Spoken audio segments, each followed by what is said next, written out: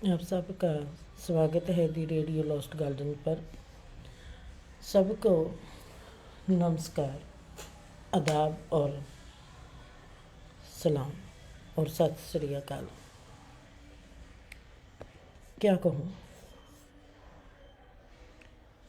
आज मैं अपने साथ लेकर आई हूँ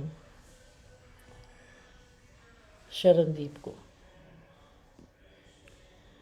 आज मैंने आपसे बात करनी है, दुआ क्या होती है, हम दुआ किसको कहते हैं और हमको दुआ कैसे मिल सकती है। हमको लगता है कि दुआ लेना बहुत आसान है।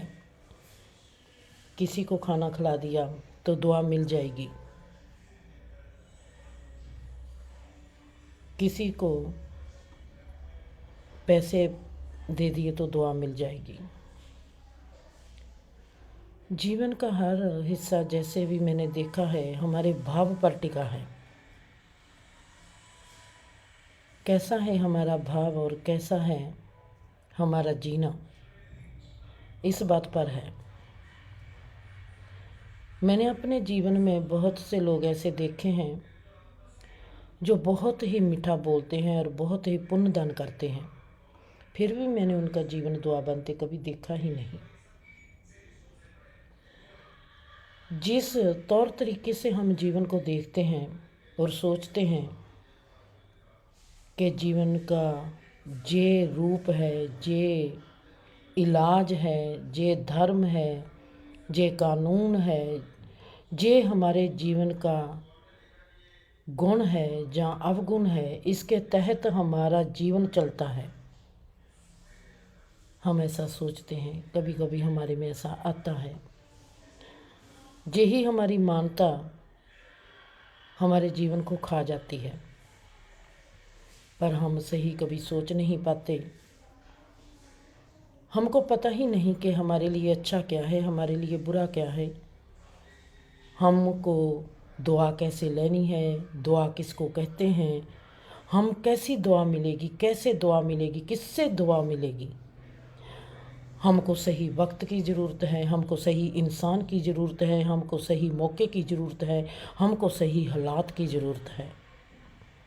दुआ परमात्मा की रहमत है, प्रसाद है। हमको उस इनाम में पहुंचना पड़ेगा जहां से दुआ मिलती है। हम ऐसे नहीं सोच सकते कि हमने किसी को खाना खिला दिया तो हमको दुआ मिल जाएगी।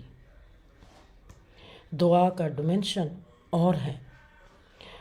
जीवन का किसी भी प्रकार का परमात्मा के साथ संबंध टूटा हुआ नहीं है। अगर संबंध टूटा हुआ नहीं है तो हमारे जीवन में तकलीफ़ क्यों है? क्या तकलीफ़ में भी परमात्मा है? तो हमारा जीवन दुआ कैसे बनेगा?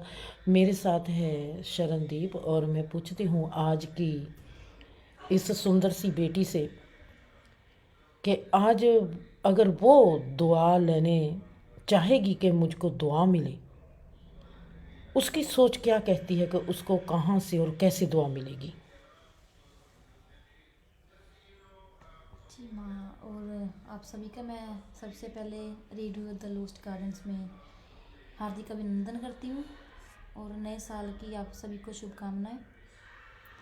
और माँ, जो आपने बात की है दुआ की, माँ, न्यू जनरेशन में जैसे चल रहा है, जैसे आपने बताया कि हम सोचते हैं हमने किसी को खाना खिला दिया, जहाँ किसी को किसी चीज़ की ज़रूरत थी जी तो वो हम उसे प्रोवाइड करते हैं वो चीज़, और वो हमें दुआ देता है। जी जी बट माँ, अब मैं जो सोचती हूँ कि असल में दुआ वो है जो हमारे लिए हमारे अंदर से रूह जो हमें दे दे, हम खुद को, वो दुआ है। जी कैसे, आप एग्जाम्पल के साथ अगर आपने इस बात को बताना हो सबको तो आप कैसे बताओगी? माँ, जब कभी मैं अपने अकेलेपन में बैठती हूँ, जैसे मैं बोल सकती हूँ कि रूम में बैठ गई, कुछ दिमाग में नहीं चल रहा, बस शांति शांति लग रही है। हाँ, और उस टाइम खुद के ऊपर प्यार आ गया। जी जी इतना आ जाता है कि परमात्मा ने इतना सुंदर बना दिया, कैसे बना दिया। और जो तब रूह में आता है ना कि यार तू कितना प्यारा है, और इतनी सुंदर दुआ निकलती है ना खुद के शरीर के लिए कि तू हमेशा निरोग रहे। हम्म। जैसे तूने मेरा इतने साल साथ दिया, हम्म। आगे भी ऐसे ही साथ देना मम। वो जो दुआ निकलती है ना, हम्म। उसकी रोशनी, पता नहीं मम रोशनी कहाँ से आ जाती है, वो के लग जाता है कि यार सीना ठार गई, हम्म। वो मज़ा मुँह। आपने ज़िंदगी के एक हिस्से को ऐसा पकड़ा है, क्योंकि मेरे में ये बात आई है जब मैं आपको जफ्फी पाकर लेट गई, मैंने आपके बॉडी में जो स्टिलनेस देखा, सहजता देखी, और आप में देखा कि आप कैसे स्थिर हो। ये स्थिरता ऐसे आती नहीं, और मेरे को उस स्थिरता का, आपको कहाँ से जिस स्थिरता मिली है, मुझको उसका आयाम पता चल गया। और मैंने कहा कि इसीलिए फिर मैंने आपको कहा कि दीप मेरे साथ आकर बैठो और मेरे साथ प्रोग्राम करो। छोटा सा बच्चा हो जिसके घर के हालात भी अच्छे नहीं हैं, और वो मेडिटेशन की एक ऐसी स्टेज में है जिसका किसी को भी पता नहीं है। और मैं जैसे इसके घर बार को देखा है, और मैंने दीप को देखा है, और मैं देख सकती हूँ कि ये चीज़ इसको कहाँ से मिली और कहाँ से आई है। हम सोचते हैं कि हमारे, जब बुज़ुर्ग लोग कहते हैं दीप ओ हमारा तो वक्त नहीं, हमारे तो हालात ठीक नहीं, जैसे आपने मेरे को कहा माँ हालात को लोग दोष क्यों देते हैं। देते हैं। आज मैं तेरी उस बात को भी जवाब देती हूँ। जो व्यक्ति है जो अपने आप को बहुत ही अक्लमंद मानता है और सोचता है कि मैं तो अकल वाला हूँ, पर जो मेरे हालात हैं जे किसी और के दिए हुए हैं, चाहे उसको किस्मत का नाम दे, चाहे उसको दूसरे की गलती कहें, ब्लेम गेम, और जे कभी भी अपनी जिम्मेवारी मानता नहीं कि जो मेरे हालात हैं, जो मेरा घेरा है वो मेरे है। अब मैंने आपको देखा है, आपके घर बार को देखा है, सब कुछ देखा है कि आपकी कंडीशन क्या है। अगर ऐसी कंडीशन में आप इतनी सुंदर हो सकती हो तो और क्यों नहीं हो सकता। आपको पता है कि जैसे मैंने आप में देखी स्थिरता, और ये मेडिटेशन की बहुत सुंदर उपलब्धि है, और आप बहुत ही जल्दी माशाल्लाह इसमें आगे बढ़ोगे। और मैं देखती हूँ कि आपकी सोच कहाँ पर टिकी है। जब आपने कहा कि मैंने रूम को इतना देर खाली रखना है, वहाँ पर कोई ऐसे आ नहीं सकता, ऐसे नहीं कर सकता, आप मानोगे नहीं कि आपने अपने पर ही कर्म नहीं किया, जिसका जो घर है उस पर भी कर्म किया है। अगर मैं कहती हूँ, ऐसे सोचो कि हम किसी के घर में रहते हैं, आप वहाँ पर मेडिटेशन की ऐसी स्टेज में उस कमरे में रहती हो, ऐसा कमरा सजाती हो, और आप की ये दुआ उस इंसान को भी कैसी लगेगी।